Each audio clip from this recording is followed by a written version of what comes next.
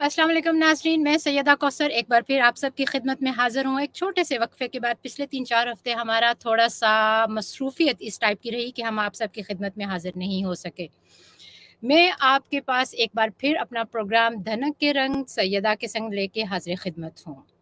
आप सब जानते हैं हमारे प्रोग्राम की रवायत है, रीत है, हम हमेशा हर दफ़ा अदबी, सियासी, समाजी, माशरती या इनफ़रादी तौर पर ऐसी शख्सियात को अपने प्रोग्राम में मदऊ करते हैं जिन्होंने किसी भी हवाले से कोई नुमायाँ कारहाय अंजाम दिए हों। चलते हैं हमारे आज के प्रोग्राम की तरफ और हमारे मेहमान शख्सियत की तरफ। इससे पहले कि मैं आपसे अपनी मेहमान शख्सियत का तारुफ़ करवाऊँ, मैं चाहूँगी यहाँ पर आप सबसे रिक्वेस्ट करना कि अगर हमारे प्रोग्राम को, हमारे चैनल को आपने अभी तक सब्सक्राइब नहीं किया तो अब कर लीजिए और बेल आइकन को लाज़मी दबाइए ताकि इस सिलसिले की आने वाला हर वीडियो, हमारी आने वाली वीडियो, हमारा प्रोग्राम बर वक़्त आप तक पहुँच सके और आपको अपडेट्स मिलती रहें।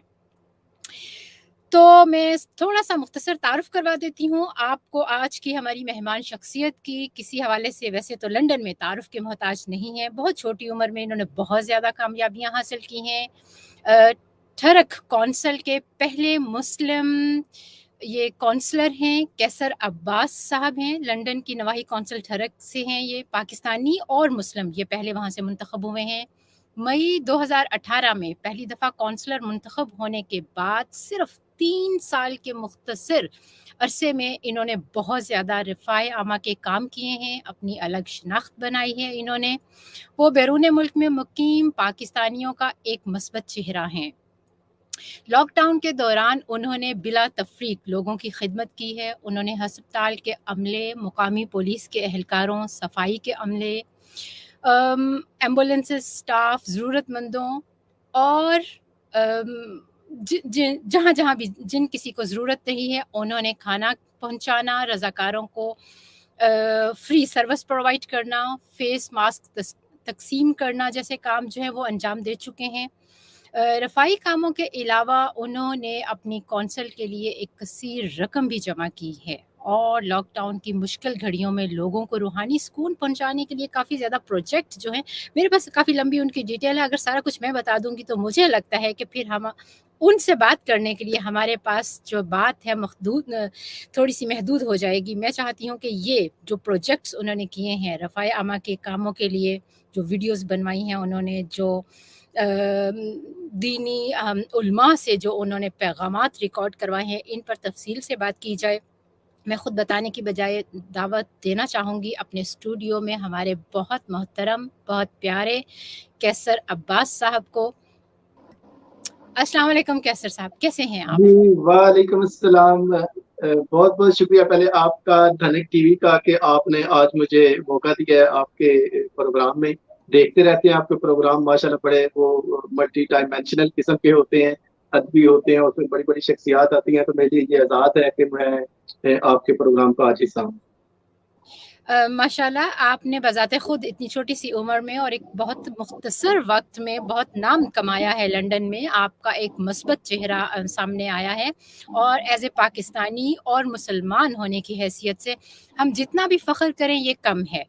तो इस हवाले से आप डिज़र्व करते हैं कि आपसे बात की जाए। आपके जो प्लान्स हैं या जो आपने प्रोजेक्ट अंजाम दिए हैं, हम चाहते हैं कि उनका पॉज़िटिव फ़ेस जो है वो हम अपने नाज़रीन के सामने रखें। तो आप हमें थोड़ा-सा बताइए अभी मौजूदा सूरत-ए-हाल के बारे में। लॉकडाउन के बाद जो अभी सिचुएशन चल रही है, इसको आप कैसे हैंडल कर रहे हैं एज़ ए काउंसलर? जी, अगेन थैंक यू। ऑब्वियसली अभी लॉकडाउन तो खत्म हो गया, लेकिन ज़ाहिर है जो कोरोना का थ्रेट है वो भी खत्म नहीं हुआ। अभी भी आप देख रहे हैं कि हज़ारों लोग उसका निशाना बन रहे हैं। कितने लोग सैकड़ों के हिसाब से अभी भी मौत के मुँह के अंदर जा रहे हैं और अभी ये खतरा टला नहीं है। और जो लोग हैं, क्योंकि हम ये समझ रहे हैं कि शायद फेस मास्क पहनने की ज़रूरत नहीं है या वो जो एहतियाती तदाबीर थी उनको इख्तियार करने की ज़रूरत नहीं है। ज़ाहिर है हुकूमती सतह पे ये जो अवामल है वो कम हुए हैं रिस्ट्रिक्शंस, लेकिन बहैसियत एक शहरी के हमारे ये ज़िम्मेदारी है कि अभी भी हम कोशिश करें कि जहाँ पे जो हिफाजती असूल हैं उनको अपनाएँ और जो गवर्नमेंट के और जो एनएचएस की गाइडलाइंस हैं उनको ऊपर अपनाएँ। ऑब्वियसली ये सिचुएशन बहुत मुश्किल रही है, अनएक्सपेक्टेड रही है। जैसे कि आपको पता है 1.5-2 साल के दौरान किसी ने एक्सपेक्ट नहीं किया था कि इस तरह की सिचुएशन होगी। तो अभी सिचुएशन वापस रिवाइव हो रही है, लोगों के साथ मिलना-जुलना शुरू हो रहा है। दोबारा, बल्कि इस सैटरडे से मैं तो अपने एरिया में कैंपेन भी दोबारा शुरू कर रहा हूँ, जो हम रेगुलरली अपने एरियाज के अंदर जाते थे, लोगों से मिलते थे।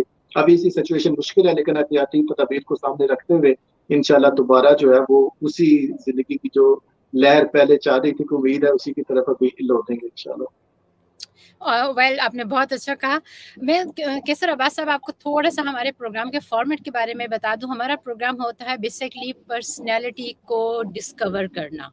हम आपके बारे में बात करना चाहते हैं, आपके बचपन से लेके अब तक कि जो आपने स्ट्रगल किया, जो काम किया, आपने जिन जिन मुश्किलात से आपको गुजरना पड़ा, जिन फेसेस का आपने सामना किया और जिस तरह आप इस मुकाम तक पहुंचे। तो इसलिए हम थोड़ा सा आपके बचपन को भी टच करेंगे, आपकी पर्सनल लाइफ के बारे में भी क्वेश्चन करेंगे, और साथ साथ हम आपका ये जो प्रोफेशन है, जो काउंसलर हैं आप, इस पर भी हम बात करेंगे। तो एज ए काउंसलर या मेयर या किसी भी पार्टी को ज्वाइन करने के लिए आपके पास एक स्पेसिफिक अपना स्पेशलिटी होनी चाहिए, जहाँ तक मेरा ख्याल है, मैं समझती हूँ। तो आप क्या समझते हैं, आपकी किस फील्ड में स्पेशलिटी रही और आपने कहाँ पर ज़्यादा फोकस किया? नहीं, यहाँ पे एक तो बात यह है कि पॉलिटिक्स के अंदर आने के लिए यहाँ पे आपको, अगर आप एज ए काउंसलर आना चाहते हैं या किसी भी कोई इलेक्शन कॉन्टेस्ट करना चाहते हैं या किसी पार्टी का हिस्सा बनना चाहते हैं, मैं तो वैसे लेबर पार्टी से हूँ, किसी भी पार्टी को जाए तो उसके लिए कोई एज सच एक्सपर्टीज नहीं चाहिए होती। एक चीज चाहिए होती है कि आप अपने के जो आपके जो इर्द गिर्द के लोग हैं, जो यहाँ पे जिस तरह के मौजूदा हालात है, एक बात तो ये है कि आप उसके बारे में बातें करते रहें, चीजों को क्रिटिसाइज करते रहें, अपनी सजेशन देते रहें, लेकिन ऑब्वियसली उनके कोई फायदा नहीं होता जितनी देर तक आप उस सिस्टम का हिस्सा नहीं बनता, जो सिस्टम इन चेंजेस को इम्प्लीमेंट करता है, या जो आप क्रिटिसाइज कर रहे हैं वो चीजें सही कैसे हो सकती हैं। अगर आप सजेशन देना चाहते हैं तो उस सजेशन के ऊपर इम्प्लीमेंट कौन करेगा।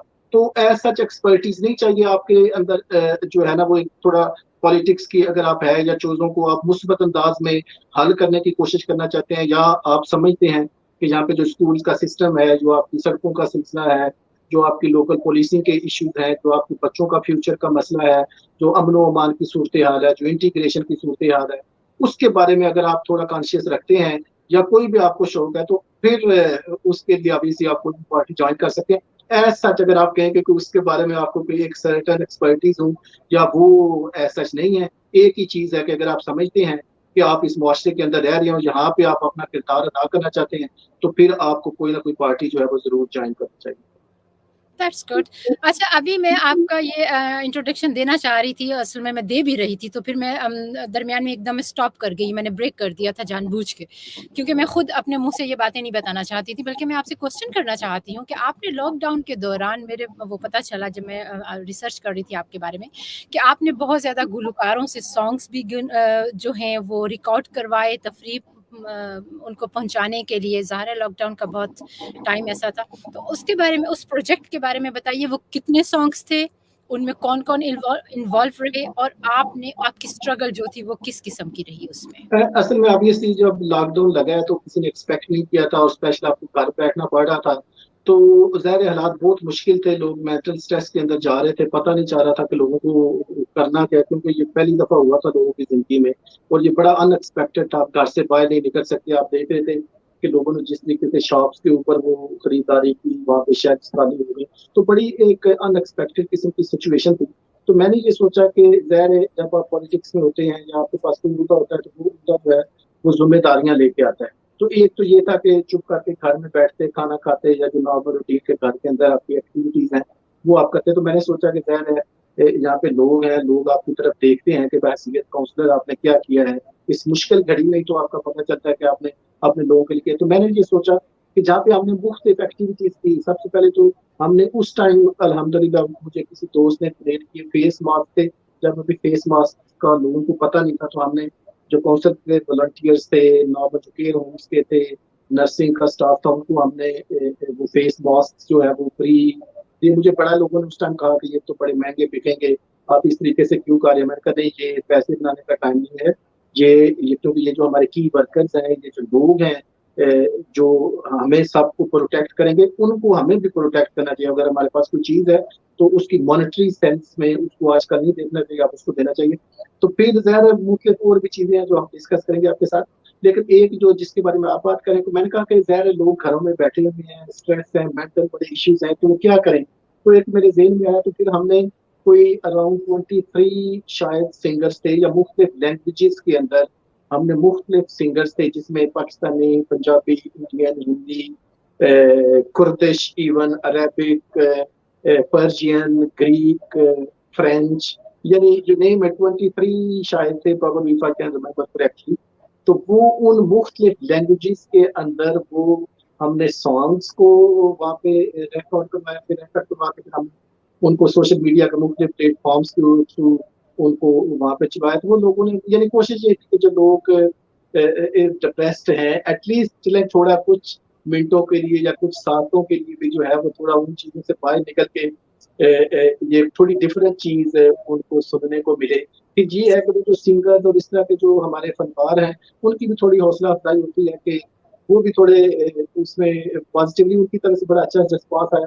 फिर यहाँ पे हमारे जो लोकल यंगस्टर्स थे, हमारे जो उसमें कल्चरल एक्टिविटी से रिलेटेड लोग हैं, उनसे फिर मैंने बात की, तो वहाँ पे 6-7 मुख्तलिफ बच्चों ने, हमारे जो लोकल काउंसिल के मुख्तलिफ जम्मू में रहने वाले बच्चे थे, उन्होंने बड़े बड़े, कुछ बच्चों ने फील्ड्स के अंदर जाके उनको परफॉर्म किया, उनकी वीडियोस बनाई। तो वो फिर उन बच्चों की भी इंकरेजमेंट हो गई, फनकार थे उनका भी हो गया। तो ये तकरीबन 23 या 24 मुख्तलिफ फनकार मुख्तलिफ जबानों में हमने गाने वो रिकॉर्ड करवा के तो लोगों को सुनवाए कि देखें आप लॉकडाउन के अंदर जहाँ पे मुश्किलात हैं, तो चलें आप कुछ ना कुछ जो है वो नया सुनने को आपको मिलेगा। That's really amazing. मेरे लिए बहुत ज़्यादा ही सरप्राइजिंग बात थी और एक न्यू बात थी कि मैंने बहुत कम इस तरह देखा है, इस पॉइंट ऑफ व्यू से भी काम करते हुए। हम जारी रखेंगे आपके लेबर पार्टी के साथ ताल्लुक को, और एज ए काउंसलर आपकी जो कारकर्दगी है उसके हवाले से। हमें थोड़ा सा चलते हैं आपके बचपन की तरफ, आपके बहन भाइयों की तरफ। आपका बचपन कैसा था? आप मिस करते हैं अपने बचपन को? आपको नेचुरल नो पर ह्यूमन साइकिल कोई भी आप है, तो आपकी जो माजी की यादें होती हैं उधर आप उनके बारे में सोचते हैं, उनके बारे में, स्पेशली जो बचपन आपका गुजरा है। तो मेरा तो बड़ा रिमोट एक एरिया है पाकिस्तान में जहाँ से हम हैं, तो वहाँ पे ज़्यादा कोई पक्की सड़क भी नहीं थी जब हम जा रहे थे। तो स्कूल्स की भी तो सिचुएशन इतनी ज्यादा अच्छी नहीं थी। टॉट स्कूल के अंदर भी मैंने पढ़ा हुआ है, और लालटेन के साथ भी मैंने पढ़ा हुआ है। उस टाइम जब हम छोटे थे तो इलेक्ट्रिसिटी भी नहीं थी जहाँ पे हम रहते थे। तो वहां पे वो पिछले दिनों भी तो मैंने तो पूछा, तो मैंने कहा कि ये एक इतना इवॉल्व हुई हैं चीजें कि लॉकडाउन से लेके हम जहाँ पे लंदन में आ गए हैं। तो ये बड़ा एक ऐसी चीज थी जो अभी भी बताएं इस एज में भी तो लोग समझते हैं कि शायद ये पता नहीं कौन सी सदी की बात कर रहे हैं, but this actually has happened to me, you know. तो मैंने उन स्कूल्स के ऊपर, मैं पैदल भी स्कूल गया हूँ, फिर साइकिल के ऊपर भी गया हूँ, फिर मोटरसाइकिल के ऊपर भी गया हूँ। फिर जब यूनिवर्सिटीज में गए, very fortunate to have parents, no, जो जो समझते थे चीजों को, इवन वो देहात में रहते थे, लेकिन उनको पता था कि इल्म की जो रोशनी है उसका कितनी वो फायदेमंद हो सकती है। तो सिर्फ मैं ही नहीं पढ़ा था, मेरी 2 सिस्टर्स हैं, एक का अनफॉर्चुनेटली 2017 में उसकी डेथ हो गई थी। तो उसमें उस टाइम भी उन्होंने, मेरी सिस्टर्स मास्टर्स किया हुआ है, मैंने मास्टर्स किया हुआ है। तो वालदा ने हमारी जो है वो पढ़ाई के ऊपर काफी ज्यादा कंसंट्रेट किया। उस टाइम भी लोग उनको कह रहे थे कि आपने बच्चियों को पढ़ा के क्या करना है। तो उस टाइम भी आप देखें गांव के बड़े दूर दराज एरिया में एक बंदा रहता हो जिसको कितने घंटे सफर करके यूनिवर्सिटी में जाना पड़ता हो, तो उसने अपने बच्चों को पढ़ाया। तो इस समय तो मैं समझता हूँ बड़े खुशकिस्मत है कि वालदा ने पढ़ाई के ऊपर कंप्रोमाइज नहीं करने दिया। तो अभी सी बचपन की यादें यूनिक होती हैं, आपको याद भी आती है। बेशक आप यहाँ पे डिफरेंट लाइफ का हिस्सा है, लेकिन उन चीजों को मैं कभी भूला भी नहीं हूँ। और जब भी जाते हैं वहाँ पे स्कूल्स के अंदर मैं विजिट करता हूँ, वहाँ पे जो हमारे असातिज़ा थे उनसे मिलता हूँ, बल्कि जो मेरे वालिद साहब के असातिज़ा थे उनसे भी हम जाके मिलते हैं। हमारा उनसे बड़ा तल्लक है, क्योंकि आपको जो असातिज़ा है उनका बहुत बड़ा किरदार है आपकी जो शख्सियत है, या जो भी हम आगे जा रहे हैं। मैं समझता हूँ कि वालिदैन और जो असातिज़ा थे, वो जो टॉट के स्कूल थे, वो पहली दूसरी में लोगों ने पढ़ाया हुआ था। बल्कि अभी कुछ चंद दिन पहले मेरी एक टीचर से बात हो रही थी, तो उनका ऑपरेशन था। तो वो कहते हैं कि देखो बेटा, जो मैं उस टाइम आपको पढ़ाता रहा हूँ, मैं समझता हूँ कि ये सारा क्रेडिट उसका है कि आप जिस तरह का, मैंने कहा सारी इसमें कोई शक ही नहीं है, क्योंकि जो आपने हमें उस टाइम पढ़ाया, जो चीजें जिस मोहब्बत से, जिस मेहनत से आपने पढ़ाई, और जो विजन उस टाइम आपने दिखाया, और जो टीचर्स ऐसे थे, उन्होंने हमें, अगर पोइट्री की बात करें तो उन्होंने हमें उस टाइम ऐसी ऐसी चीजें वो, या उन चीजों को ऐसे वो तशरीह करके बताते थे ऐसे लिखना हो उसके बारे में अरबिक की क्लासेस होती थी। यानी हर एक चीज में ऐसे फॉर्चुनेटली हमें टीचर्स मिले मुझे जिन्होंने यानी हर शोबे में ना आपको वो पॉलिश करते गए, तो अभी सी चीजें एड अप होती गई हैं। तो ये जो आज कैसर अब्बास आपके सामने बैठा हुआ है, ये पाकिस्तान के बहुत दूर हजारों मील यहाँ से दूर एक छोटे से गांव का से उठ के आया। That's really amazing. ये हमारे लिए बहुत काबिल कदर बात होती है, और ऐसी ही बातें हमें जो है वो मजबूर करती हैं कि हम ऐसे चेहरों को फ्रंट पे लेके आएं, सामने लेके आएं, उनसे बात करें, उनके बारे में जानें कि हर कामयाब इंसान के लिए देखने वाले ये समझते हैं कि शायद उनको थाली में रख के मिल गया है एवरीथिंग। उन्होंने स्ट्रगल नहीं की या मेहनत नहीं की, या शायद उनके हालात हमसे बेहतर होंगे इसलिए वो कामयाब हो गए हैं। ये बात जो है आपने बहुत अच्छी कही, बहुत शानदार कही। तो कैसर अब्बास साहब, कोई ऐसा वाक़या है बचपन का, या कोई ऐसी याद है, या कुछ ऐसा है कि आप दोबारा उस टाइम पे जाके उसको दोबारा जीना चाहें, उसको दोबारा रिपीट करना चाहें? ऑब्वियसली जो लाइफ तो आगे की तरफ जाती है, ज़ाहिर है वो पिछली यादें होती हैं, लेकिन ज़ाहिर है बंदा सोचता है कि अगर पीछे चले जाते शायद हम ये करते। लेकिन मैं समझता हूँ कि अभी प्रैक्टिकली मैं समझता हूँ कि हमें आगे की तरफ देखना चाहिए और वो चीजें करनी चाहिए जिनकी यहाँ पे लोगों को जरूरत है वहां पे, क्योंकि हम वो जो बचपन की जो खूबसूरत यादें हैं शायद हमें कुछ चीजें हमने मिस की हूँ या उस टाइम हालात ऐसे थे जो हमें ना मिल सकी हूँ। तो कोशिश ये होती है कि हम वो वाली जो चीजें हैं जो हम नहीं कर सके वो वहां पे जो बच्चे हैं उनको हम किसी तरीके से वो चीजें डिलीवर करें ताकि उनके जो ख्वाब हैं वो पूरे हो सके। तो अभी पिछले दिनों हमने वहां पे जो जिन स्कूल्स के अंदर मैं पढ़ के आया हूँ वहां पे, बल्कि बच्चियों के स्कूल के अंदर भी वहां पे मेरा छोटा भाई गया विजिट रेगुलरली करने के लिए। तो टीचर्स ने बताया कि यहाँ पे वाटर फिल्ट्रेशन प्लांट्स नहीं है, बच्चे जो है ना वो पानी साफ वाला नहीं है। तो हमने उन दो स्कूल्स के अंदर वाटर फिल्ट्रेशन प्लांट लगाए जो वहाँ पे बड़े हाई लेवल का वाटर फिल्टर करके उन बच्चों को देते हैं। यहाँ पे अगर किसी को स्कूल्स का इशू होता है, फीसिस का इशू होता है, या वैसे अगर कोई पढ़ना चाहता है तो हम अपनी तय जो कोशिश हो सकती है कि जो चीजें कोई बच्चा ऐसा ना हो जो हम बेशक वो हो सकता है लोग समझे कि शायद मैं 10,000 स्टूडेंट्स को कर रहा हूँ, अगर मैं एक को भी कर रहा हूँ तो एटलीस्ट उससे एक बच्चे की जिंदगी में असर होता है। ज़ाहिर है बचपन में आप जाना चाहते हैं, आपको वो जो सारी यादें हैं आप बहन भाई के साथ खेलते हैं, माँ बाप के साथ होते हैं, अटखेलियां करते हैं। एक बात जो मुझे याद है वो कुछ काम लगे हुए थे छोटे होते थे ऐसे जैसे, तो मैंने वाले साहब को कहा कि ये काम तो मैं नहीं कर सकता, इसके लिए जो है ना मेरे पास कोई काम करने वाला बंदा मुझे रख के दे। तो बस मेरी स्मॉल कोई 6-7 साल होगा, तो वो उन्होंने कहा कि नहीं बेटा ये काम खुद से ही करने पड़ेंगे, जब आप पढ़ोगे पढ़ने के बाद फिर देखना कि ये चीजें कितनी मुश्किल होती हैं और ये जो काम करने वाले होते हैं इनको भी आपको वैल्यू करना चाहिए। तो आप ये ना देखें कि वो कोई ऐसे लोग हैं या आपसे काम कर रहे हैं, अगर आपको काम करने की आदत होगी तो जो आपके काम और भी काम करने वाले हैं वो आपके साथ जो है वो मिलते जाएंगे। अगर आप पाकिस्तान में होते, तो क्या आप इसी तरह पॉलिटिक्स जॉइन करते और इसी लेवल पर होते, या आपकी फील्ड कोई डिफरेंट होती? मेरे वाले साहब एक्चुअली पॉलिटिक्स में थे, बल्कि हैं अभी भी, अभी तो वो थोड़ा रिटायर हैं, ज्यादा एक्टिव नहीं है ड्यू टू हिज एज। तो मेरा जो छोटा भाई है वो is in very good position politically वहाँ पे पाकिस्तान के अंदर। तो अल्टीमेटली मैं भी वहाँ पे पॉलिटिक्स के अंदर लाजमी तौर पे होता यानी कि आप पैदाइशी जो हैं वो एक पॉलिटिक्स हैं, हूँ। पॉलिटिकल हाँ हैं। You can say it's in blood वाले साहब। वैसे जब बल्कि आई वाज वेरी यंग, तीसरी चौथी क्लास के या शायद इतना ही था जब हम लिख पढ़ सही सकते थे, तो हम इलेक्शन के अंदर जो है वो वोटिंग एज ए एजेंट काम मैं करता था। क्योंकि वहाँ पे बहुत ज्यादा पढ़े लिखे लोग नहीं होते थे, तो उनके वो पर्चियां बना के देते थे कि आपका ये पोलिंग बूथ है, आपका ये है, और उनका वोट नंबर और वो चीजें निकाल के देते थे। बल्कि 6th या 7th में जब मैं था तो मैं वहाँ पे जो हमारे डिस्ट्रिक्ट काउंसिल्स के मेंबर्स थे या दूसरे लोग थे तो उनके कैंपेन्स के अंदर में जाके स्पीचेस भी करता था। तो वो वाले साहब के फिर दोस्त काफी थे वहाँ पे जो पॉलिटिकली थे, वो हमारे घर में काफी आना जाना उनका लगा रहता था। तो फिर मैं वैसे भाइयों में पढ़ा हूँ तो मेरी भी जिम्मेदारी होती थी स्कूल के बाद वहाँ पे जो हमने डेरा सा बनाया होता जहाँ पे मेहमान आते हैं तो वहाँ पे मैं ही ज्यादा होता था। तो वो ज़ाहिर है थोड़ा सा जीन्स के अंदर है लोगों की खिदमत करने का जुनून। तो अगर पाकिस्तान में होते या कहीं भी और होते तो वहाँ पे मेरा ख्याल है वो सिलसिला इसी तरह शायद पोजीशंस डिफरेंट होती, लेकिन होना किसी इसी फील्ड में था। इसका मतलब है हम बाय बर्थ पॉलिटिशियन से बात कर रहे हैं। That's really amazing. आपके हलके में लेबर पार्टी का जो है बाकी पार्टीज की निस्बत तनासब कितना रहा और आपने किस तनासब से विन किया?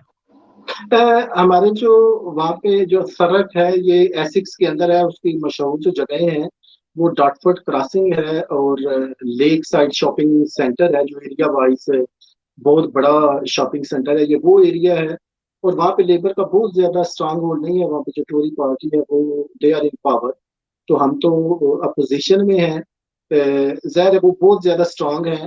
तो मैं पहला पाकिस्तानी या मुसलमान था और उस टाइम वाहिद एशियन काउंसलर भी था जो इलेक्ट हुआ था 2018 में। तो अभी इसी को थोड़ा मुश्किल था।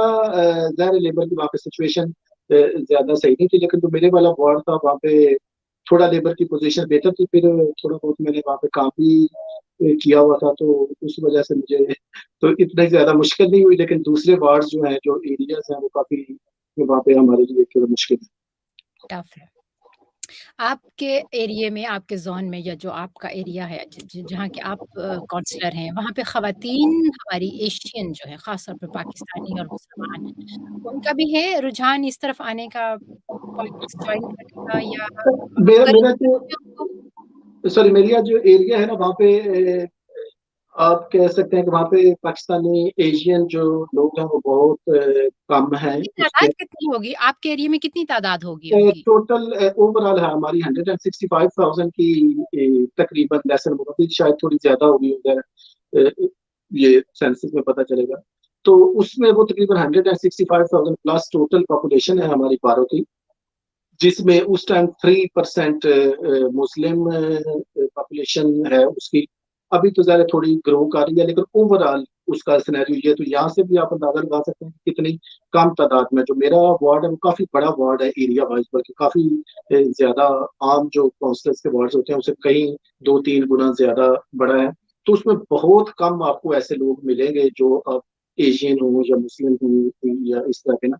तो वो ज्यादा थोड़ा वाइट डोमिनेंट एरिया है, देहातों का एक मिक्सचर है, लेकिन अभी वहाँ पे लोग मूव हो रहे हैं। लेकिन मैंने उसके लिए क्या किया, हम यहाँ पे हर साल, अभी कोविड में तो हम नहीं कर सके थे इस साल भी नहीं, लेकिन हम तीसरी या चौथी दूसरी या तीसरी एनुअल कॉन्फ्रेंस करवाते हैं, जिसमें मेरी कोशिश होती है कि बैम खवातीन आए, एशियन खवातीन आए, पाकिस्तानी खवातीन आए, मुसलमान खवातीन आए, अफ्रीकन खवातीन आए, अरब खवातीन आए।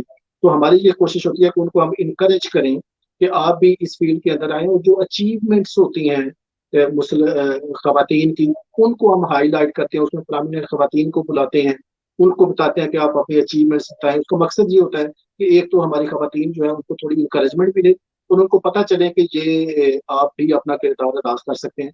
तो उस सिलसिले में हम छोटा मोटा जो किरदार है, फिर एक दफा हमने खवातीन को, जो स्पेशली एशियन खवातीन है, उनके लिए साथ मैंने काफी वार्निंग रखी।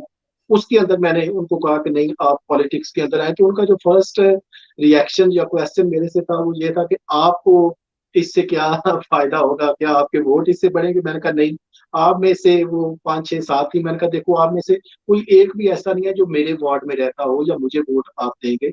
मैं ये चाहता हूँ, आप मेरी कोई रिश्तेदार नहीं है, आपको मेरे ऐसा नहीं है कि जिससे मुझे कोई फाइनेंशियल बेनिफिट मिले या इन टर्म्स ऑफ वोट्स को मिले। मैं ये चाहता हूँ कि आप भी हमारी दोस्त हैं, बहनें हैं, कोलीग्स हैं हम। मैं ये चाहता हूँ कि आप भी आगे आए, आप भी इस मुआशरे का हिस्सा बने, आप भी अपना किरदार अदा करें। क्यों? क्योंकि ज़ाहिर है वहाँ पे जब दूसरे लोग होते हैं, जब आप एक जाते हैं, तो जितनी देर तक मैं आपके सामने अपना नुक्ता नजर नहीं रखूंगा, आपके लिए समझना उसको बहुत मुश्किल है। तो जब से मैं वहां पे गया हूँ फॉर इंस्टेंस, तो वहां पे कितनी दफा ये होता है, अभी हम वहाँ पे ये एशियन एक करी नाइट करते हैं जिसमें लेबर पार्टी के 150-120 लोग होते हैं। उसमें हम एशियन पाकिस्तानी खाना लेके जाते हैं। बल्कि हमारे एक सिंगर्स हैं बड़े अच्छे मेरे दोस्त, वो वहाँ पे तकरीबन हो रहे होते हैं सारे। तो वहां पे हमने बल्कि उर्दू में उनसे एक दफा हमद पढ़वा दी, तो उन लोगों ने बड़ा अप्रिशिएट किया। तो यानी बताने का मकसद ये है कि जब आप उन लोगों को, जितनी देर तक आप उनको बताएंगे नहीं, तो जब मैं आया हूँ तो जहर उस वजह से थोड़ा चेंज आया जो मेरे से हो सकता था। तो इसीलिए मैंने उनको कहा कि देखें, मेरे आने से ये यहाँ पे चीजें चेंजेस आएंगे। अगर आप आएंगी तो आप जो खवातीन को मसाइल हैं, एशियन खवातीन को मसाइल हैं, जो बैन कम्युनिटीज की खवातीन को मसाइल हैं, वो जब आप आगे आएंगे आप बेहतर तौर पे उनको बता सकते हैं। जब आप उन मसाइल की निशानदेही करेंगे तो हल करने में उनको आसानी होगी। तो ज़ाहिर है फिर उनको समझ आई कि मुझे मेरा उसमें कोई ज़ाती फायदा नहीं था। तो सही है। ज़ाहिर है आप कोशिश कर रहे हैं, इंशाल्लाह ताला मेरी कोशिश होती है कि उनको इनकरेज करें, इसलिए हम एनुअल विमेन कॉन्फ्रेंस करवाते हैं, ईद पार्टीज करता हूँ, मैं रेगुलरली इवेंट्स करता हूँ। उसका मकसद ये होता है, फिर बच्चों के साथ मेरी इंटरेक्शन होती है, छोटों के साथ वहाँ पे मसाजिद के अंदर जाके नेस्फेड वहाँ पे एक इंस्टीट्यूट है, उनके बच्चे 100-150 होता है वीकली, तो उनके साथ मेरी, मैं उनको भी कहता हूँ कि आप मेरे साथ आए, मैं आपको काउंसिल का विजिट, हालांकि वो छोटे बच्चे हैं, लेकिन मेरी कोशिश ये होती है कि नई जनरेशन जो है वो पॉलिटिक्स के अंदर है, ये भी एक फील्ड है, ये भी एक कैरियर है, क्योंकि आपको आपके जो बच्चों का, क्योंकि जब हमने यहाँ पे रहना है तो हम अपने फ्यूचर को उस टाइम तक प्रोटेक्ट नहीं कर सकते जब तक हम सिस्टम का हिस्सा नहीं बनेंगे। आपने दुआया वीडियोस भी तो बनवाई थी, वो थोड़ा सा प्रोजेक्ट के बारे में बताइए जी मुझे। बिल्कुल, वो उस टाइम मेरे बिल्कुल से स्किप हो गया, जिस तरह हमने वो करवाई थी गानों वाली, सॉन्ग्स वाली, तो ज़ाहिर है सॉन्ग से पहले फिर हमने दवाइयाँ, उससे पहले बल्कि हमने ये करवाई थी। उसमें मेरी कोशिश ये थी कि ज़ाहिर है लोग जैसे पहले मैंने बताया कि डिप्रेस थे, मेंटली स्ट्रेस थे, ज़ाहिर है अगर कुछ लोग गाने सुनकर खुश होते हैं, कोई ऐसे होते हैं जिनका रुझान थोड़ा मजहब की तरफ होता है, तो वो चीज़ें भी उनको थोड़ा कंसोल करती हैं। तो फिर हमने भी कुछ तकरीबन 12-13 डिफरेंट लैंग्वेजेस के अंदर मुख्तलिफ जो उलमा थे उसमें, सिर्फ यानी मुस्लिम नहीं थे उसमें, फॉर एग्जांपल सिख इज्म से लोग थे, हिंदू जो प्रीस्ट थे उनके लोग थे, और उसमें बाकी मुख्तलिफ जो है ऑर्थोडॉक्स के थे, रोमन कैथोलिक के थे, यानी इस तरह मुख्तलिफ जो लोग थे उनसे हमने दुआया तकरीबात करवाई ताकि लोगों को थोड़ा कंसोल हो कि ज़ाहिर है ये मुश्किल टाइम है, ये भी इंशाल्लाह ताला गुजर जाएगा। और उसमें बड़े चीता चीता लोगों ने की, जैसे उसमें फॉर एग्जांपल मस्जिद नबवी से जो इमाम मस्जिद थे उन्होंने अपने उसके जो मुअज्जिन थे उन्होंने अपनी दुआ की वीडियो बना के भेजी। फिर जो माशाल्लाह। जो सिख रिलीजन से हैं बाबा गुरु नानक साहब, उनका जो उनकी जो जनरेशन से 17th नंबर पे जो उनके वारिस हैं बाबा बेदी साहब, उन्होंने स्पेशल, तो उसमें बहुत आम लोग नहीं थे, बहुत प्रोमिनेंट, वैसे तो सारे ही उनकी एक अपनी हैसियत है, लेकिन ये ऐसे तो जो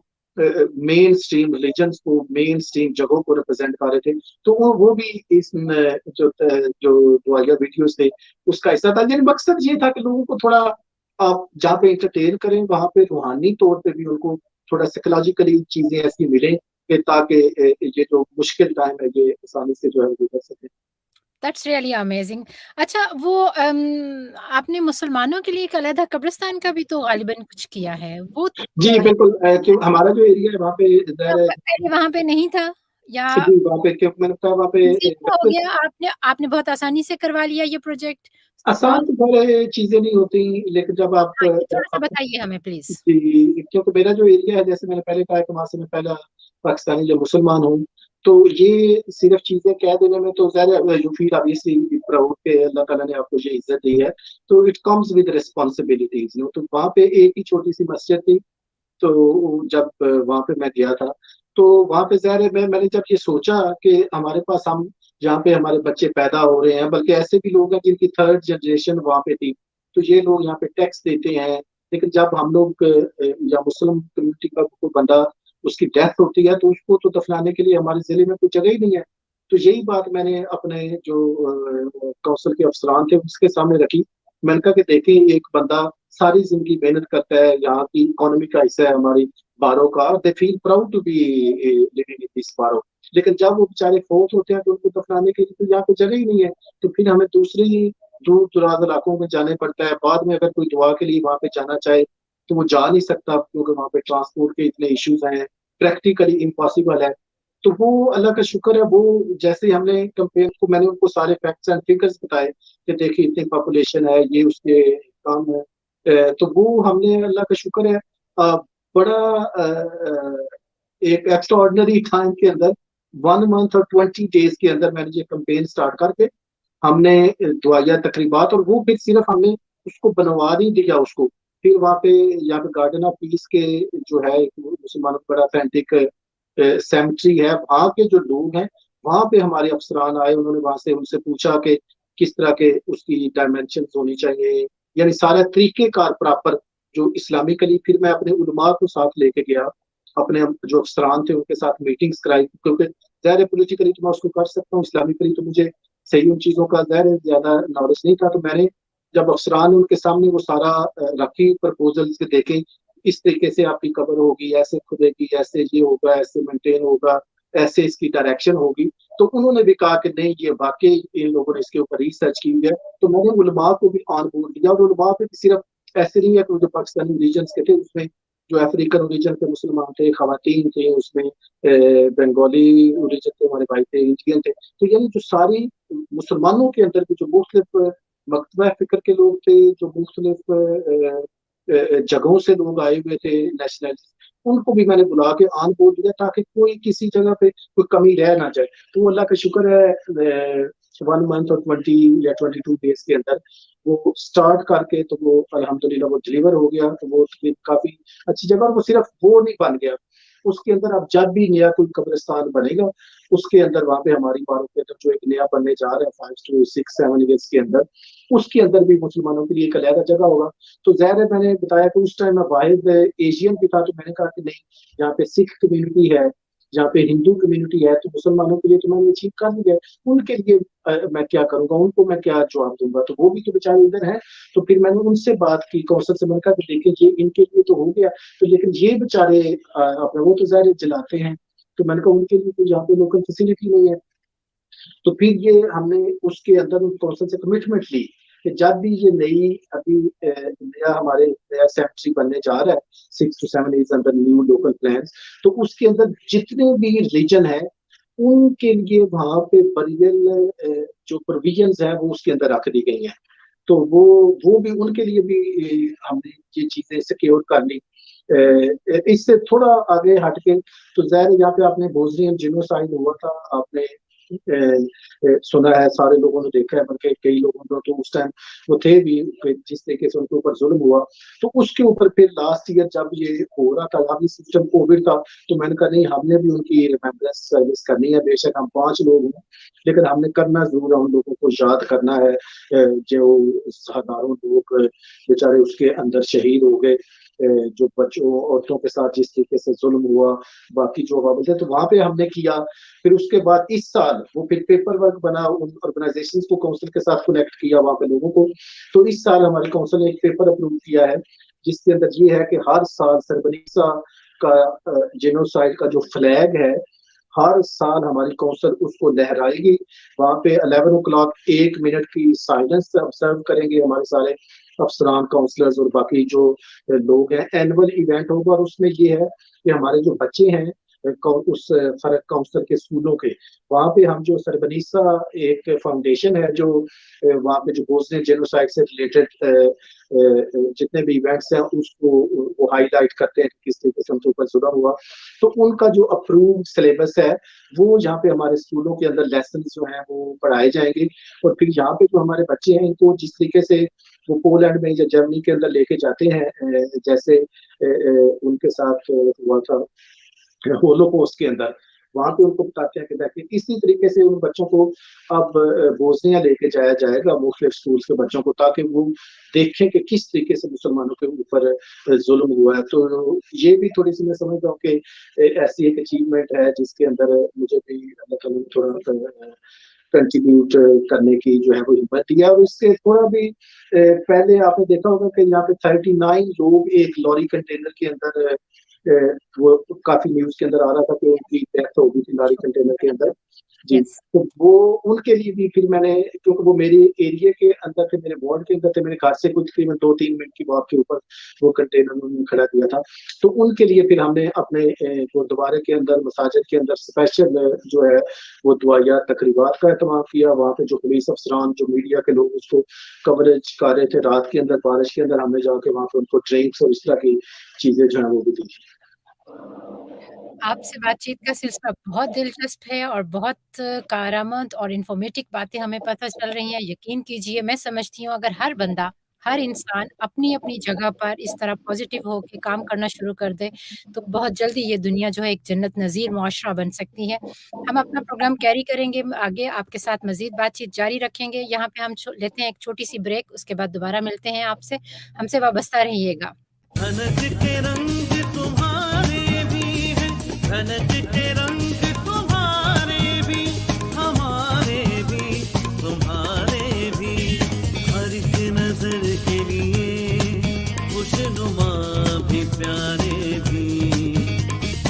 धनक के रंग तुम्हारे भी हैं, धनक के रंग तुम्हारे भी, हमारे भी, तुम्हारे भी, हर एक नजर के लिए खुशनुमा भी प्यारे भी।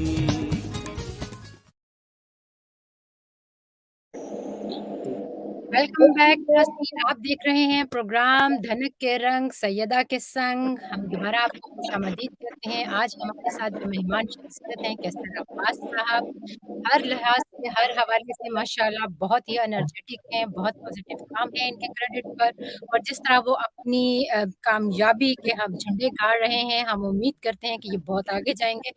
हमें कैसर साहब अपने थोड़े से फ्यूचर के प्लान्स के बारे में बताइए। आप अपने आप को कहाँ देखते हैं अगले 5 सालों में? Obviously, it's very difficult question. जो हर दिन आपके लिए एक नया चैलेंज लेके आता है। ज़ाहिर है कोशिश होती है कि जो नेक्स्ट स्टेप्स हैं, ये इंसानी साइकी है, आप वहाँ पे जाएं, तो उसी सिलसिले में लगे हुए हैं। तो असल में इससे हटके भी मेरे पास काफी ज्यादा ओहदे हैं मुख्तलिफ बड़ी बड़ी ऑर्गेनाइजेशंस के, तो वहाँ पे मैंने सिर्फ ओहदे लिए नहीं है, उसके ऊपर डिलीवर किया, क्योंकि मैं समझता हूँ कि जो आपके पास ओहदा है वो एक जिम्मेदारी है, और जिम्मेदारी को आपने डिलीवर भी करना है। तो मैंने कोशिश की है कि सारे वहाँ पे भी, जहाँ पे आप जहाँ पे काम कर रहे हैं, हम पाकिस्तान के अंदर भी मुख्तलिफ सतहों के ऊपर जो है वो काम कर रहे हैं। तो फ्यूचर में ज़ाहिर है आप चाहते हैं आगे की तरफ जाएं, तो होपफुली इंशाल्लाह ताला नेक्स्ट ईयर मेरा दोबारा इलेक्शन है, तो उसके बाद ज़ाहिर प्लान है, अगर री सिलेक्ट हो गया उसमें इंशाल्लाह ताला, जो उम्मीद जो है मुझे अल्लाह ताला की ज़ात से, तो उसके बाद इंशाल्लाह ताला लोग आगे की तरफ हम और आपको ऊपर की एमपी साहब कह सकते हैं? इंशाल्लाह ताला that's what is in my plan. तो अभी देखें, मैंने 2 कोर्सेज वगैरह मैंने उसके काफी ट्रेनिंग सेशंस अटेंड किए हुए हैं, और आगे देखें, बाकी अल्लाह ताला को पता है जी।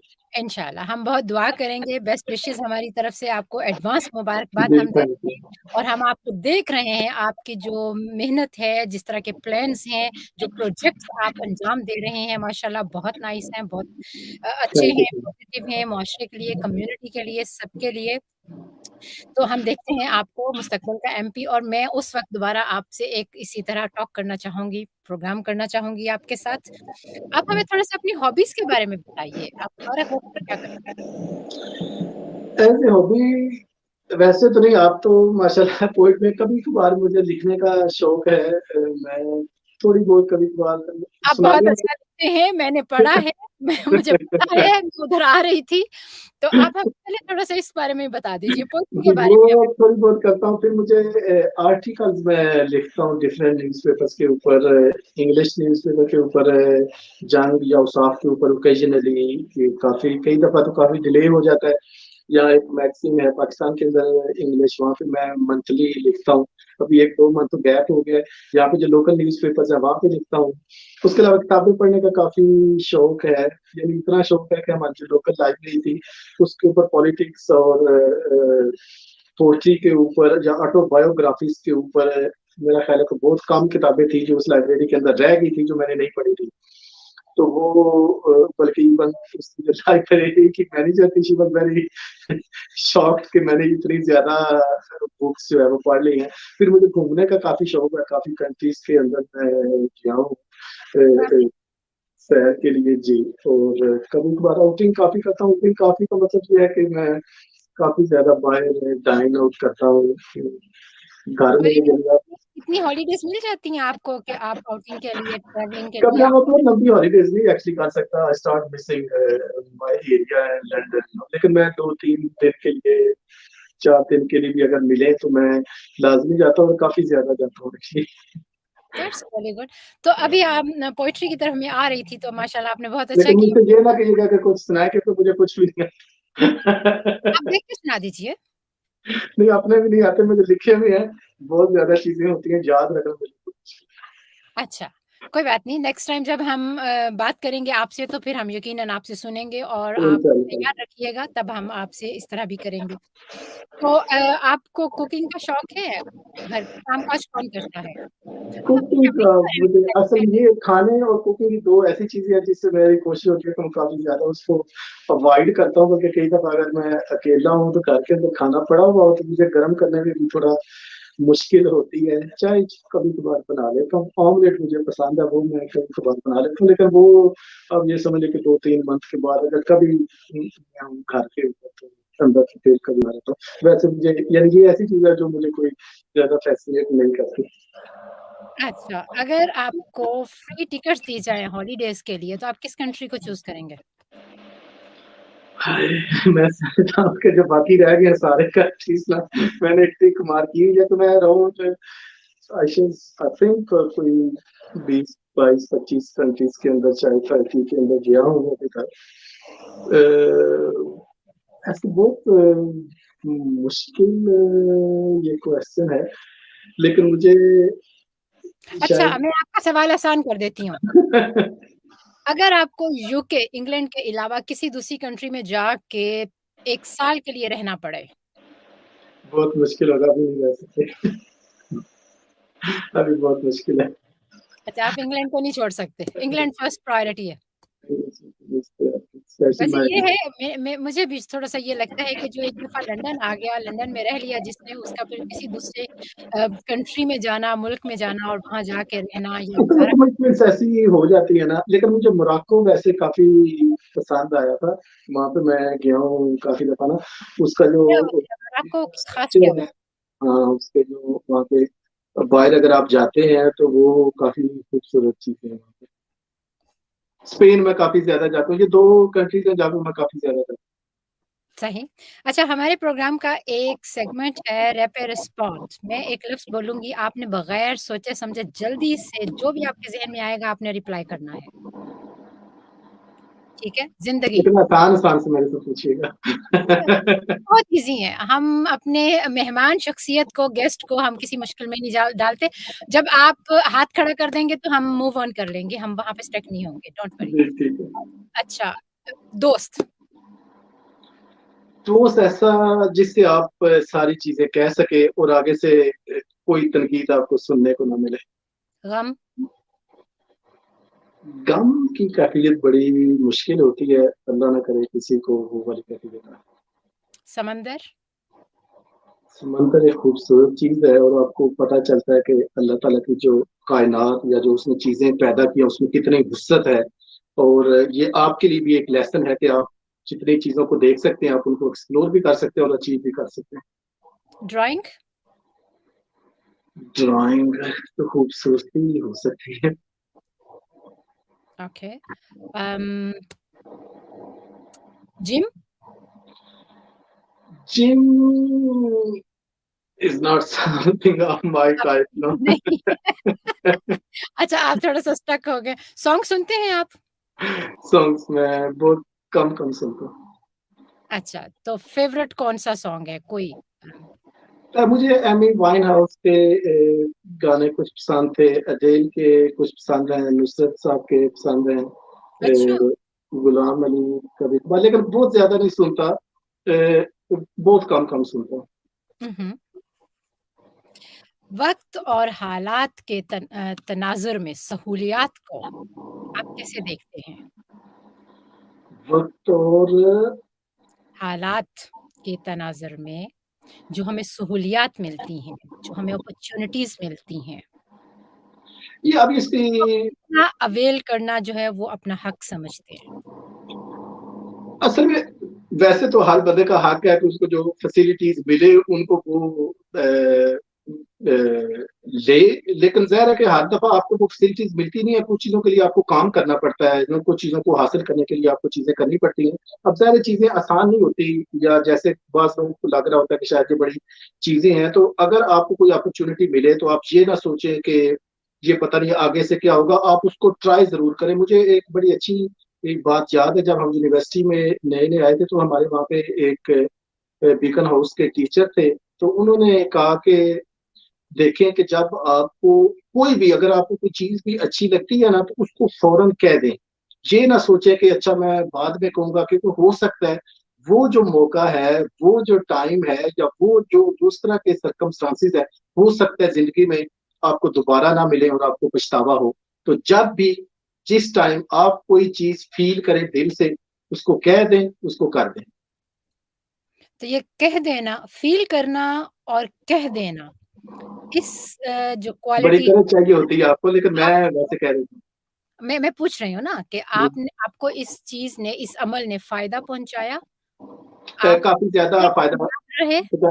जी काफी ज्यादा फायदा पहुंचा, और मुझे कभी ना उम्मीदी नहीं हुई। जैसे फॉर इंस्टेंस कभी मेरे जहन में आया हो कि मुझे इस बंदे से ये बात कह देनी चाहिए, या इसको मैं ये कहूँ या ना कहूँ, लेकिन मैं मोस्टली जब मैं उसको बात कह देता हूँ तो उसका पॉजिटिव रिस्पॉन्स आता है, और मुझे फिर एक अंदर होता है कि नहीं यार, अच्छा किया मैंने ये बात कह दिया, क्योंकि ये उसका मौका भी था। हो सकता है कि मैं इस बंदे से दोबारा ना मिल सकता, या ये जो हालात, क्योंकि आपको वो आप ओवरऑल एक सरकमस्टांसिस भी होती है ना, जिस टाइम आप उसके अंदर होते हैं, तो आपको उस टाइम वो चीजें, मैं समझता हूँ कि अगर आपको मौका मिले तो उसको ग्रैब जरूर करना चाहिए। 2 मुल्कों में आपने पाकिस्तान की भी बात की, आप वहाँ से पढ़े हुए हैं, यहाँ आए, आपने यहाँ पर भी माशाल्लाह अच्छी अपने आप को सेटल किया है, सब कुछ किया। 2 मुल्कों के दरमियान जो माशरती शऊर है, आप इस तनासब को कैसे देखते हैं? पाकिस्तानी मुआशरा और यूरोपियन मुआशरे में? असल में पता, दोनों एक डिफरेंट डायनामिक्स हैं। यहाँ का एक अपना कल्चर है, यहाँ का एक अपना रहन सहन का अंदाज है। पाकिस्तान का ज़ाहिर है वहाँ पे एक अपनी हमारी रवाजात हैं, कुछ मजहबी चीज़ें हैं, वहाँ पे सकाफत है। ज़ाहिर दोनों कुछ चीज़ों को कंपैरिजन करना तो ज़ाहिर थोड़ा मुश्किल है। फिर ये है कि एजुकेशन के सिलसिले में अभी पाकिस्तान के अंदर बहुत ज़्यादा काम होने वाला है, अवेयरनेस के अंदर बहुत ज़्यादा काम होने वाला है, जो इंफ्रास्ट्रक्चर डेवलपमेंट के हिसाब से बहुत ज़्यादा काम होने वाला है।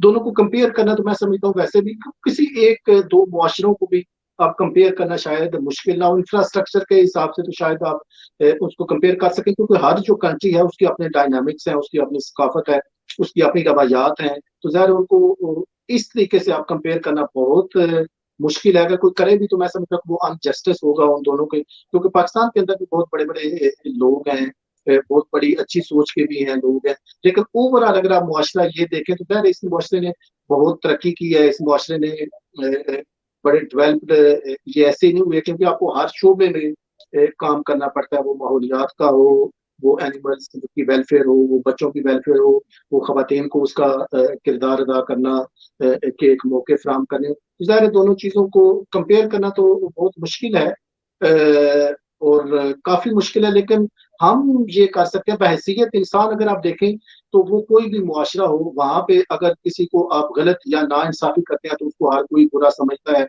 कानून की या इल्म की या इंसाफ की बात करेंगे तो हर मुआशरे में उसको अच्छा समझा जाता है। तो मैं समझता हूँ पाकिस्तान में इसके अंदर अभी थोड़ा काम करने की जरूरत है। एजुकेशन का जो उसके अंदर मुख्तलिफ टीयर्स हैं उनको खत्म करने की जरूरत है।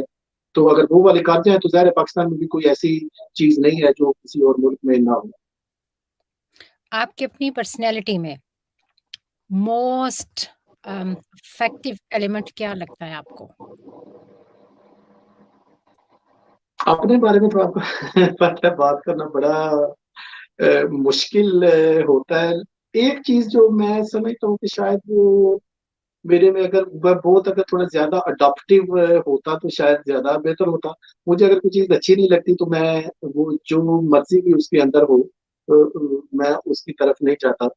और यही वो लोगों का भी हाल है कि अगर कोई मुझे देखने से ही, अगर कोई मुझे, ये नहीं है कि उसकी लुक्स नहीं, वैसे एज ए पर्सनैलिटी अगर वो मुझे सही नहीं लगते तो मैं फिर उनको थोड़ा अवॉइड करता हूँ। ये चीज मैं समझता हूँ अगर इसके ऊपर मैं ओवरकम कर लूँ तो हो सकता है थोड़ी बेहतरी होती, लेकिन ये मेरे से हो नहीं सकी। मतलब रख रखाव और आदाब और ये बातें जो हैं वो आपके लिए बहुत मैटर करती हैं। बहुत ज्यादा। That's really good. माशरती कदरों को नापने का हर इंसान का अपना एक आला होता है। तो आप दोस्ती करते हुए या ताल्लुकात बनाते हुए सबसे पहले किन चीज़ों को, किस चीज़ को आप मद्देनज़र रखते हैं? ऐसे तो नहीं, आप ज़ाहिर ऑब्वियसली जहाँ पे जो दोस्ती होती है, जहाँ पे लोगों से मिलते हैं, तो उसके खास पैरामीटर्स तो नहीं होते। आप ज़ाहिर लोगों से मिलते हैं, एक नॉर्मल इंटरेक्शन के अंदर आपको थोड़ा अंदाजा हो जाता है। बे असल बात तो ये है कि अगर आपकी सोच मिलती है तो आप किसी भी इंसान के साथ बैठ सकते हैं, डायलॉग कर सकते हैं, उसके साथ चलना आसान होता है। लेकिन अगर कोई बहुत बड़ा भी, फॉर इंस्टेंस मॉनेटरी वाइज अगर कोई अमीर भी है या उसके बहुत लेविश लाइफ स्टाइल है, लेकिन अगर आप की सोच उसके साथ नहीं मिलती तो ज़ाहिर है उसके साथ चलना जो है वो बड़ा मुश्किल हो जाता है, स्पेशली मेरे लिए। वेल इंशाल्लाह हम उम्मीद करते हैं कि बहुत जल्दी जब इंसान को अपना पता चल जाता है ना, अपने आप को पढ़ना होता है, जब उसको पता चल जाता है कि मेरे में ये अच्छी बात है, ये नेचुरल, ये एक अच्छी न्यूट्रल है और ये बुरी बात है, तो वो कवर भी कर लेता है।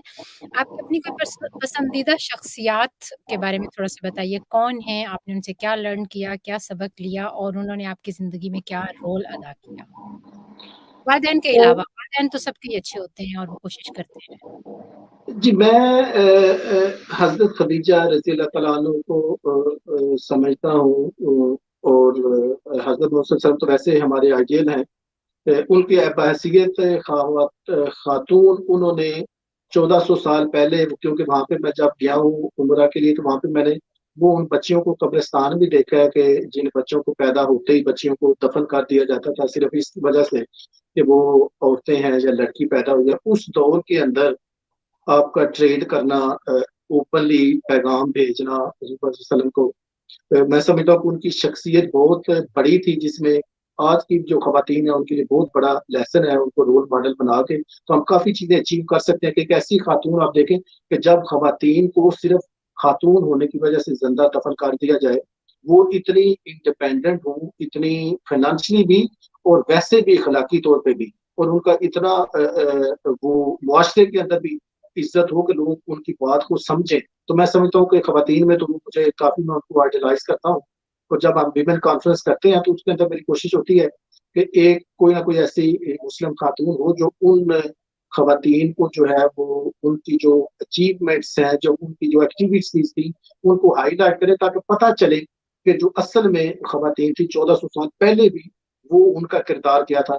हमारे जो कायदे-आज़म मोहम्मद अली जिन्ना है, उनको काफ़ी मैं इंस्पायर करता हूँ कि he was very committed, very straight forward, और जो बात कहते थे वो कोशिश करते थे। कोशिश क्या करते थे, उन्होंने उसको डिलीवर करके दिखाया। तो मैं समझता हूँ कि बहैसियत इंसान, जब हम कमिटमेंट करते हैं, स्पेशली अगर आप पॉलिटिक्स के ऊपर हैं, तो वहाँ पे फिर नो इट्स नो बट्स, आपको वो चीज़ें डिलीवर करनी पड़ती हैं। दैट्स रियली अमेजिंग, ये मेरे लिए बहुत एक नई बात है और हमारे आप पहले गेस्ट हैं जिन्होंने इन 2 शख्सियात को इस तरह हाइलाइट किया है और अपना आइडलाइज़ के तौर पर यहाँ पे किया है, माना है और उनको कहा भी है। दैट्स रियली अमेजिंग, मेरे लिए भी बहुत अच्छी बात है ये। आप तनकीद को किन मायनों में लेते हैं? तनकीद होनी चाहिए? किस तरह की होनी चाहिए? और तनकीद का क्या रोल है हमारे पॉज़िटिव और नेगेटिव अमल में? कई दफ़ा तो वैसे से ही लोग आपको क्रिटिसाइज़ कर देते हैं फॉर नो रीज़न कि इसकी टाई सही नहीं है या इसके बाल सारे गिर गए हैं। अगर वो ये मैं पॉज़िटिव नहीं समझती, ये तो नहीं, ये वो तनकीद नहीं है, पॉज़िटिव ये क्रिटिसिज़्म है। पर्सनल अटैक है और ये मैं जी। समझती हूँ कोई भी रीज़नेबल इंसान इस तरह जी, की बात अगर आपको सर क्रिटिसिज्म जो होता है, क्रिटिसिज्म अगर आप उसको पॉजिटिवली लेते हैं, तो ये आपका जो काम आप कर रहे होते हैं, उसके 2 पहलू होते हैं। ज़ाहिर है, एक उसका मुस्बत पहलू है। मैं तो हमेशा उसकी दोनों साइडों पे देखता हूँ। अगर कोई भी बात बंदा मुझसे कोई बात करता है, काफ़ी दोस्त हैं वो मुझे बताते रहते हैं कि अगर आप ये वाला जो काम कर रहे हैं, उसको अगर आप ऐसे कर लें, या ये जो बात है इसको ऐसे कर लें, या इससे आप मिल लें जिससे आप नहीं मिल रहे। तो मैं उनकी बात सुनता हूँ, क्योंकि मैं, और फिर मैं समझता हूँ, मैं उनको एप्रिशिएट भी करता हूँ कि नहीं, आपने जो ये बात मुझे बताई है। और कई दफ़ा ऐसे होता है कि ज़ाहिर है, मैं, आप जितने भी कामयाब हों या जितने भी आप पढ़े हुए हैं, तो आप चीज़ों की एक सिमत देखते हैं। आपको सारी चीज़ों का पता नहीं होता। तो अगर आपके अच्छे जो दोस्त हैं, जो खैरख़्वाह हैं, वो अगर उन चीज़ों की तरफ आपका चीज़ों की तरफ आपका ध्यान कराते हैं, जो आपकी नज़र में नहीं थी, हर चीज़ की मुख्तलिफ डायमेंशंस हैं, तो वो तो मेरे लिए इंतहाई काबिल कदर होते हैं। और बल्कि को बहुत ज़्यादा जो तारीफ़ करता है, मैं थोड़ा उनको अवॉइड ही करता हूँ, क्योंकि वो असल चीज़ों को आपके सामने नहीं आती। जितनी देर तक वो वाले जो लोग हैं, जो हक़ाइक़ का असल जो होता है, वो आपको मुख्तलिफ सिमतें या मुख्तलिफ जो जहतें एक चीज़ की होती हैं। तो अगर तो क्रिटिसिज़्म उस सेंस में हो, तो वो तो बड़ा पॉज़िटिव है, वो आप में निखार लेके आता है। आप ज़ाहिर चीज़ों को सीखते हैं, सडनली तो आप ना सईदा कौसर ऐसे बन गई है, ना कैसर अब्बास ऐसे बन गया है, आप भी लिखते रहे, बोलते रहे, तो चीजों के अंदर जो है वो पुख्तगी आती गई, हम भी ऐसे धक्के खाते गए। तो ज़ाहिर है आप चीजों से, लोगों से सीखते हैं, फिर आपके मेंटर्स होते हैं, आपके दोस्त हैं जो अच्छे समझने वाले हैं। बल्कि मेरे वालिद साहब कई दफा मुझे, हालांकि वो बात दूर बैठे हुए, वो चीजों को बता देते हैं कि नहीं अगर आप इन चीजों को ऐसे करते तो ये थोड़ा बेहतर हो सकता था, या अगर आप फलां चीज कर लें, या उन्होंने कहा कि आप लिस्टें बना के उन लोगों के जो की लोग हैं उनसे राब्ता में रखा करें अपने वार्ड्स के। तो वो चीजें जो है वो काफी फिर हेल्पफुल है मेरे लिए। That's really good. हमारे प्रोग्राम का वक्त खत्म हुआ चाहता है। इससे पहले कि खत्म हो जाए, मैं थोड़ा सा दोबारा वापस आना चाहूंगी आपकी पोइट्री की तरफ। आपने हमें पोइट्री नहीं सुनाई, लेकिन प्रॉमिस किया है कि आप नेक्स्ट प्रोग्राम में आप हमें सुनाएंगे। आप इंशाल्लाह। किसी अदबी शख्सियत से, पोएट के हवाले से, कोई पोएट या पोएटिस्ट जो हो, आप उनसे मुतासर हो, या आपने जिनको ज्यादा पढ़ा हो, या कौन से शायर या शायरा जो हैं जिनको आप थोड़ा सा एडमायर करते हो? काफी मैं गालिब को काफी एक्चुअली पढ़ता रहा हूँ, उनका दीवान एक्चुअली मेरे जब यूनिवर्सिटी में था ना तो सारा दिन मेरे सामने पड़ा रहता था, तो वो मुझे काफी ज्यादा पसंद है। मीर तकी मीर को मैं पढ़ता रहा हूँ। पोइट्री जो है वो कोई बुक अपनी पब्लिश करने का? पोएट्री का तो नहीं, मेरी वैसे बुक्स हैं, क्योंकि आर्टिकल्स का एक कलेक्शन है, वो है उर्दू की और इंग्लिश की, उसके अंदर मुख्तलिफ चीजें हैं, कुछ पोएट्री भी है, कुछ आर्टिकल्स भी हैं, कुछ बाकी चीजें हैं। तो वो ऑलमोस्ट फाइनलाइज हैं, इंशाल्लाह ताला वो जल्दी ये लॉकडाउन के बाद जो है बेस्ट विशेस। अगर नौजवान नस्ल में से बच्चे जो हैं हमारे, या बच्चियां, या मुस्लिम जो कम्युनिटी है, ये आपकी लाइन में आना चाहें तो आप क्या सजेस्ट करेंगे? सॉरी, मुझे आपका सवाल सुनने में थोड़ा अगर मुश्किल हमारे पाकिस्तानी और मुसलमान बच्चे बच्चियां आपकी फील्ड में आना चाहें, इस लाइन में आना चाहें, एज ए काउंसलर, मेयर काम करना चाहें, तो आप उनको क्या गाइडलाइन देते हैं? है। ये बहुत ज्यादा जरूरी है, मैं तो इसको बहुत ज्यादा एम्फेसाइज करता हूँ। जैसे मैंने पहले कहा कि जब बच्चों से मिलता हूँ तो उनको भी मैं कहता हूँ, जब अपनी खवातीन को मिलता हूँ उनको भी मैं कहता हूँ, क्योंकि पॉलिटिक्स है डिसीजन मेकिंग एक चीज। तो जब तक आप इसके अंदर नहीं आएंगे, ज़ाहिर है आप यहाँ पे हैं, आपके बच्चे हैं, आपको आने वाले बच्चे हैं, तो उनको तालीम के मसाइल होंगे, उनको हेल्थ के मसाइल होंगे, उनका जो लोकल आपकी जो कानून साजी हो रही है उसके अंदर मसाइल होंगे। तो जब तक आप उसका हिस्सा नहीं बनेंगे तो आप उन चीजों को कैसे अचीव करेंगे? तो मेरी तो भरपूर ये दरख्वास्त है, जो भी सुनने वाले हमारे बच्चे हैं, बहन भाई हैं, दोस्त हैं, जो भी सुन रहे हैं, वो खवातीन है, वो बच्चे हैं, वो कोई भी है, तो आप इसके अंदर जरूर, हाँ अगर आपको लेबर की वैल्यूज के साथ आप नहीं है, दूसरी पार्टी इसके अंदर चले जाए, लेकिन आए जरूर, क्योंकि जब तक आप इस सिस्टम का हिस्सा नहीं बनेंगे उतनी देर तक आप चीजों को इम्प्लीमेंट नहीं करेंगे। जहाँ पे मैं थोड़ा सा सईदा साहबा अगर मुझे इजाजत दें तो मैं थोड़ा ऐड अप कर दूं, जहाँ पे मैं जितनी ज्यादा एक्टिविटीज करता हूँ तो मैं उसको, ये क्योंकि हर ज़रा एक्टिविटीज एक डिफरेंट चीज है, मैं उसको मुख्तलिफ प्लेटफॉर्म्स के ऊपर हाईलाइट करता हूँ। जैसे रेसिज्म के ऊपर, डोमेस्टिक अब्यूज के ऊपर, इन चीजों के ऊपर मेरे मुख्तलिफ आर्टिकल्स मुख्तलिफ न्यूज पेपर्स में, बल्कि जो डोमेस्टिक अब्यूज के ऊपर था वो हमारे जो काउंसलर्स का एक मैगजीन है जिसको 10,000 से ज्यादा काउंसलर्स और चीफ एग्जीक्यूटिव लेवल के लोगों के लिए वो होता है द फर्स्ट, उसके ऊपर पूरे पेज का उन्होंने पब्लिश किया था। तो ये जो अवेयरनेस क्रिएट करना है थ्रू योर एक्टिविटीज, और मैं उसको लिखने से भी करता हूँ मुख्तलिफ न्यूज पेपर्स के थ्रू। तो मैं ये जो हमारे लिखने वाले हैं या जो नई जनरेशन में, उनसे कहूंगा कि आप एक पहली बात तो यह है कि एजुकेशन के ऊपर पूरा कंसंट्रेट करें। एजुकेशन के बाद आप इसको भी, ये भी एक पूरा कैरियर है पॉलिटिक्स की, क्योंकि ये हर चीज मॉनेटरी सेंस में आप कंपेयर नहीं कर सकते। देखिए इसकी वजह से आप कितनी चेंजेस आपके एरिया में आएंगी, आप अपने लोगों के लिए काम कर सकेंगे। तो इसलिए ये जरूरी है कि आप जहाँ पे आपका जो पॉइंट ऑफ व्यू है उसको इन राइटिंग आप सामने लेके आए, उसके साथ साथ प्रैक्टिकली उन चीजों को इम्प्लीमेंट करने के लिए हमारा ये फर्ज है, हमने अपने लिए नहीं, अपने बच्चों के लिए, अपनी आने वाली जनरेशन के लिए, कि हम अगर इस मुआशरे के अंदर हैं, और यकीनन हम हैं, और हम या हमारे बच्चे या आने वाले या हम जैसे कोई और जो इधर ही होंगे बाद में आएंगे, तो उनके लिए अगर आपने काम करना है तो पॉलिटिक्स के अंदर जरूर आए, किसी भी पार्टीज को ज्वाइन करें। बेशक छोटे लेवल के ऊपर है, बड़े लेवल के ऊपर है, हर जगह पे आपका किरदार है, और उस किरदार को जो है वो लाजमी तौर पे आगे आए।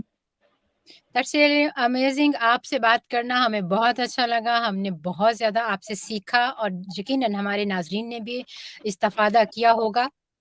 हम बहुत शुक्रगुज़ार हैं आपके, आपने हमारी दावत को कबूल किया और यहाँ तशरीफ़ लाए, बातचीत की और इसके साथ ही हमारे प्रोग्राम का वक़्त ख़त्म हुआ चाहता है। नाज़रीन, आप देख रहे हैं प्रोग्राम धनक के रंग सैयदा के संग। हम आपसे इजाज़त चाहते हैं, मिलते हैं अगले प्रोग्राम में एक नई शख्सियत के साथ। तब तक अपना बहुत ख़याल रखिए, खुश रहिए और खुशियाँ बाँटिए और याद से जाते-जाते हमारे चैनल को लाज़मी सब्सक्राइब कीजिए, कमेंट कीजिए, राय दीजिए। हमारे प्रोग्राम्स को बेहतर बनाने के लिए आप हमें ईमेल कर सकते हैं, इसी वीडियो के नीचे कमेंट कर सकते हैं और हमारे चैनल को लाज़मी सब्सक्राइब करें। इजाज़त दीजिए, मिलते हैं अगले प्रोग्राम में, तब तक अल्लाह हाफ़िज़। अल्लाह हाफ़िज़। धनक के रंग तुम्हारे भी हैं, धनक के रंग